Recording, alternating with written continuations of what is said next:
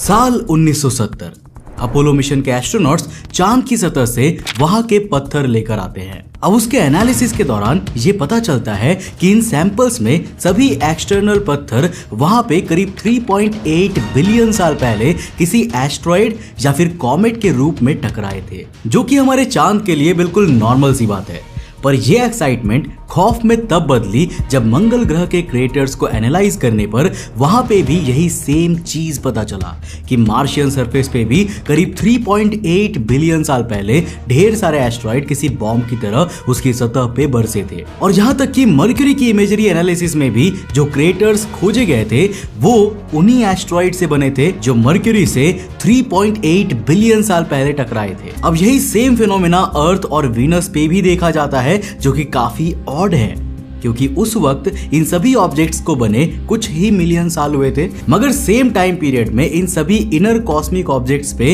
इस तरह के मिसाइल एस्ट्रॉइड्स का गिरना ये संकेत है कि उस दौर में कुछ तो ऐसा हुआ था जिसकी वजह से पूरे सौरमंडल पे कॉस्मिक वॉर जैसे परिणाम देखे गए थे। बट द क्वेश्चन इज कि आखिर वो कौन सी सिविलाइजेशन थी जिसके युद्ध का बैटल ग्राउंड हमारा सोलर सिस्टम बना था? और अगर ऐसा कुछ नहीं है तो फिर इस एस्ट्रॉइड बॉम्बिंग के पीछे की वजह आखिर थी क्या? आज के इस वीडियो में हम इसी के ऊपर बात करने वाले हैं। तो हेलो गाइस, मैं हूं कौशिक और चलिए शुरू करते हैं एक और नए एपिसोड को।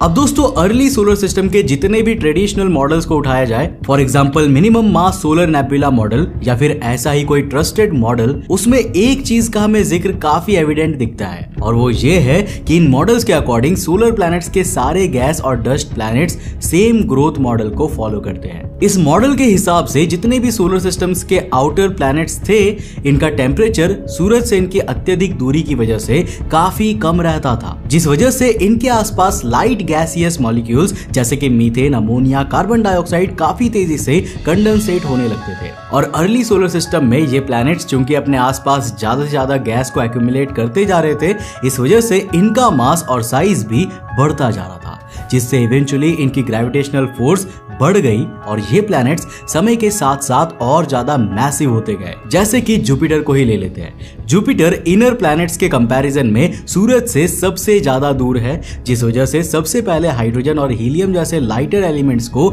इसी ने अपने आसपास एक्यूमुलेट करना शुरू किया। पर फिर जब बाद में और भी कई सारे प्लैनेट्स जुपिटर से भी ज्यादा दूर फॉर्म होने लगे ना, तो जुपिटर की मास इंक्रीमेंट स्पीड कम हो गई, क्योंकि उनकी फॉर्मेशन की वजह से सोलर नेबुला, वही नेबुला जिससे निकलने वाले गैस और डस्ट से हमारा सोलर सिस्टम बना था, उसका रिमेनिंग मैटर प्रोडक्ट एग्जॉस्ट होने लगा और एक टाइम के बाद सभी प्लैनेट्स की ग्रोथ रुक गई और सबका साइज नेग्लिजिबल चेंज की स्टेज पर आ गया और हमारा जुपिटर एक फेल्ड स्टार बनकर रह गया। अब इसी के अपोजिट जो प्लैनेट सूरज के पास मौजूद थे, वहां ये मॉलिक्यूलर कंडेंसेशन उतने बड़े स्केल में उतनी जल्दी नहीं हो पाई, जिस वजह से जो प्लैनेट हमारे सूरज के जितना करीब रहा ना, वो उतना ही ज्यादा सॉलिड, रॉकी और साइज में छोटा बना रहा। और जैसे जैसे प्लैनेट्स की सूरज से डिस्टेंस बढ़ती गई, उनका साइज भी बढ़ता ही गया अप टू जुपिटर, क्योंकि जुपिटर के बाद सारे प्लैनेट्स का साइज कम होता गया, क्योंकि वो सोलर नेबुला के बचे हुए मटेरियल से अपनी फॉर्मेशन कंटिन्यू कर रहे थे।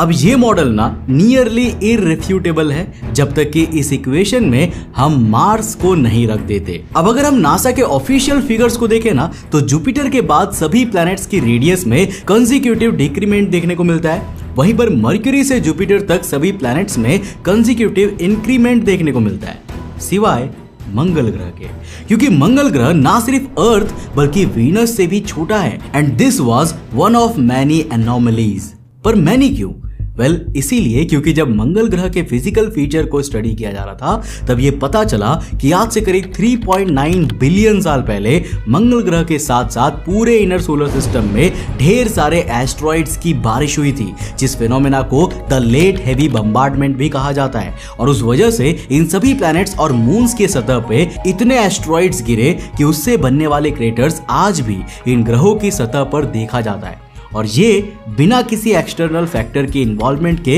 इम्पॉसिबल है, क्योंकि प्लैनेटरी पोजीशन में बीते बिलियंस ऑफ ईयर से आज तक कोई खासा बदलाव आया ही नहीं है, जिसका मतलब अगर ऐसा रेगुलर फैक्टर्स की वजह से होता तो इस पैटर्न को रिपीट भी करना चाहिए था। जो कि इसके बाद नहीं हुआ। तो आखिर आज से 3.9 बिलियन ईयर्स पहले ऐसा क्या हुआ था जिसने पूरे सौर मंडल का भविष्य और नक्शा ही बदल दिया? इसी जद्दोजहद ने वैज्ञानिकों को कई रास्ते खोजने के लिए प्रेरित किया, मगर फिर एक दिन जब नासा के वैज्ञानिक जॉन चेम्बर्स और जैक जे लिजॉर्ड सोलर सिस्टम के प्लैनेटरी ऑर्बिट्स को क्लोजली देख रहे थे ना, तब उन्होंने ये नोटिस किया कि यार जुपिटर और मार्स के ऑर्बिट्स के बीच में इतना ज्यादा गैप क्यों है कि मार्स और एस्ट्रॉइड बेल्ट के बीच एक fully fledged terrestrial planet with orbit fit हो सकता है। अब इसने उन्हें सोचने पर मजबूर किया कि कहीं ऐसा तो नहीं है कि पास्ट में यहाँ पे सच में कोई प्लैनेट एग्जिस्ट करता था जो अब गायब हो चुका है, और इसे पता करने का सिर्फ एक ही तरीका था,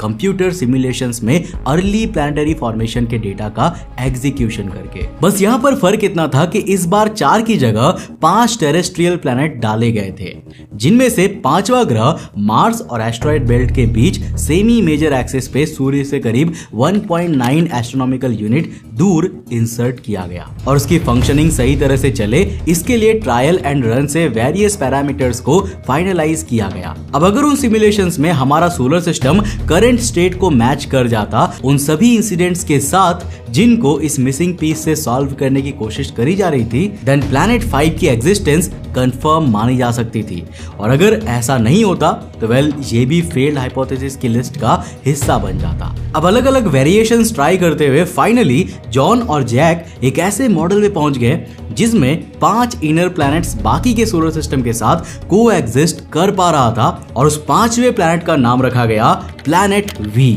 करीब 0.25 मार्स मास का ये प्लैनेट पूरे सोलर सिस्टम के साथ परफेक्टली अलाइन कर रहा था, क्योंकि इससे कम या इससे ज्यादा मास डिटरमाइन करने पर हमें सोलर सिस्टम का प्रेजेंट वैसा नहीं दिख रहा था जैसा कि होना चाहिए था। पर यहाँ भी एक दिक्कत थी, और वो ये थी कि ये प्लैनेट कुछ साल तो सही से रिवॉल्व कर रहा था, मगर कुछ मिलियन साल बाद इसका ऑर्बिट अनस्टेबल होके इसे या तो डिस्ट्रक्शन की राह पर ले जा रहा था या फिर इसे सोलर सिस्टम से ही बाहर फेंक दे रहा था, जिसका पूरा क्रेडिट जाता है मरकरी से लेके मार्स तक के इन चारों इनर प्लैनेट्स को।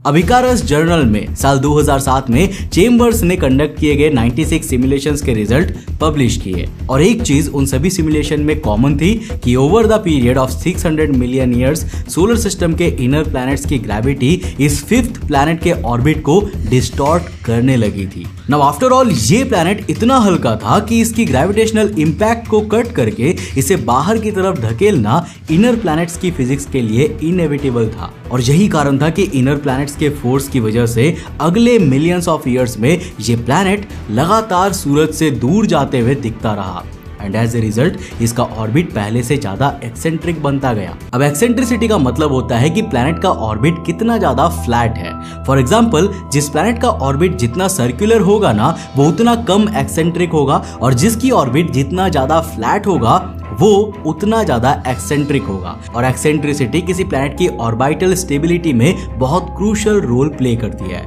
क्योंकि इसका सीधा मतलब होता है कि उस प्लैनेट का पाथ कितना ज्यादा फिक्सेटेड है और उसका फॉरेन एलिमेंट से कोलाइड होने का खतरा उतना कम है। अब अगर आप हमारे सोलर सिस्टम को भी देखेंगे ना, तो यहाँ भी मरकरी को छोड़कर सारे प्लैनेट्स की एक्सेंट्रिसिटी 0.1 से भी कम है, जो एक बहुत बड़ा रीजन है कि क्यों हमारे सोलर सिस्टम में प्लैनेट्स एक दूसरे में इंटरफेयर नहीं करते। But unlike this, planet V के सिमुलेशंस में ये पाया गया कि मंगल ग्रह और बाकी के इनर प्लैनेट्स उसे एस्ट्रॉइड बेल्ट की तरफ धकेलने लगे थे, जिस वजह से उसका ऑर्बिट बहुत ज्यादा एक्सेंट्रिक और अनस्टेबल होने लगा। मिलियंस ऑफ ईयर्स तक इनस्टेबिलिटी का शिकार होने के बाद इवेंचुअली 600 मिलियन साल बाद वो प्लैनेट और नहीं झेल सका, और सभी सिमुलेशन में आज से 3.8 बिलियन साल पहले प्लैनेट वी एक अनफॉर्चुनेट डिस्ट्रक्शन की चपेट में आता हुआ दिखा, जिसके 3 मेजर पॉसिबिलिटीज सिमुलेशंस में सामने आई। पहली पॉसिबिलिटी के हिसाब से प्लैनेट वी इवेंचुअली सूरज से दूर होते होते सीधा एस्ट्रॉइड बेल्ट में एंटर कर गया होगा, जिस वजह से उसके एंटर होते ही एस्ट्रॉइड बेल्ट के काफी सारे एस्ट्रॉइड्स सीधा इनर सोलर सिस्टम की तरफ आने लगे होंगे,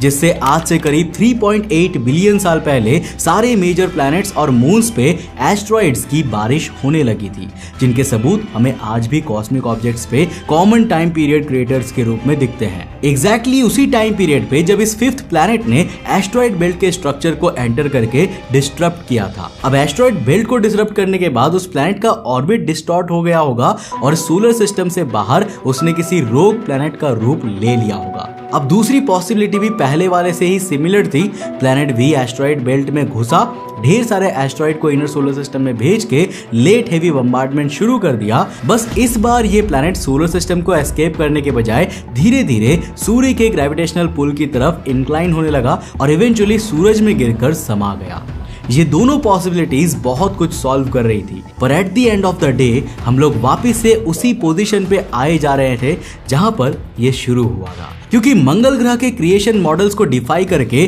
कम साइज को रिटेन करने की मिस्ट्री तो अभी भी अनसॉल्व्ड ही बनी रही। लेकिन फिर हमारे चैप्टर में आता है तीसरी पॉसिबिलिटी, जो इस मुद्दे को बाकी सभी कंडीशंस को सेटिस्फाई करते हुए काफी इजीली सुलझा देती है। देखो, सिमुलेशन में कुछ केसेस ऐसे भी देखे गए हैं जब ये प्लैनेट एस्ट्रॉइड बेल्ट में एस्केप ना करके क्लोजेस्ट इनर प्लैनेट यानी कि मार्स से टकरा गया होगा, and that was exactly what we wanted. तो देखो यहाँ पर क्या हुआ कि अप्रोक्सीमेटली 3.8 बिलियन साल पहले मार्स सारे सोलर मॉडल्स को फॉलो करते हुए प्रोबेबली पृथ्वी से भी साइज में बड़ा हुआ करता था, मगर तभी ऑर्बिटल इनस्टेबिलिटी की वजह से प्लैनेट वी सीधे मंगल ग्रह पे आकर टकरा गया, जिससे मंगल ग्रह का काफी हिस्सा टूटकर अलग हो जाता है और कोलिजन डिब्रीज एज यूजुअल टकराव के बाद इनर सोलर सिस्टम के बाकी ग्रहों में आकर गिर जाते हैं, जिनसे हमें वो क्रिएटर्स मिले जो लेट हेवी बम्बार्डमेंट के कारण क्रिएट हुए थे। हालांकि अगर इतना बड़ा कोलिजन मंगल ग्रह जैसे इनएक्टिव प्लैनेट पे इतने वक्त पहले हुआ था,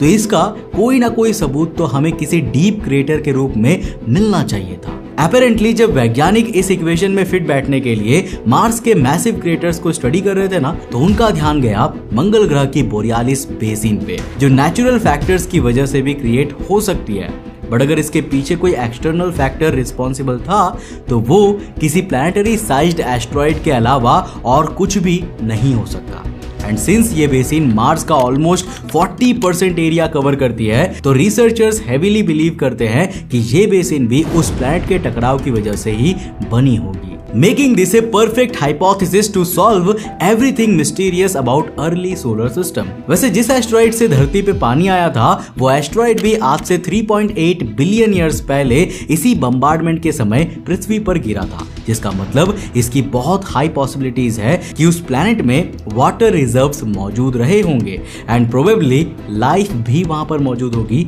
ऐसे में आपको क्या लगता है, क्या उस ग्रह पर कोई एलियन सिविलाइजेशन भी एग्जिस्ट किया करती थी, जो या तो प्लैनेट के डिस्ट्रक्शन के दौरान खत्म हो गई होगी, या फिर हो सकता है कि उसने अपने आप को बचाने के लिए कहीं पलायन कर लिया हो? इस पर आप अपनी राय मुझे नीचे कमेंट सेक्शन में लिखकर जरूर बताना। दोस्तों, उम्मीद है कि इस वीडियो से आपने कुछ नया जरूर सीखा होगा। अगर सीखा तो इस वीडियो को लाइक करने के साथ साथ अपने दोस्तों के साथ जरूर शेयर करना। अगर आप नए हो चैनल पे तो चैनल को सब्सक्राइब करने के साथ साथ नोटिफिकेशन बेल ऑन कर देना। और अगर आपको ये वीडियो पसंद आया ना, तो मैं आपको रेकमेंड करूंगा कि आप अगली वीडियो इसे जाकर जरूर देखना, जिसमें हमने बात किया है कि आखिर सहारा के रेगिस्तान में या फिर अंटार्कटिका में, इन दोनों जगहों में से किस जगह पर इंसानों के लिए रहना ज्यादा कठिन होगा।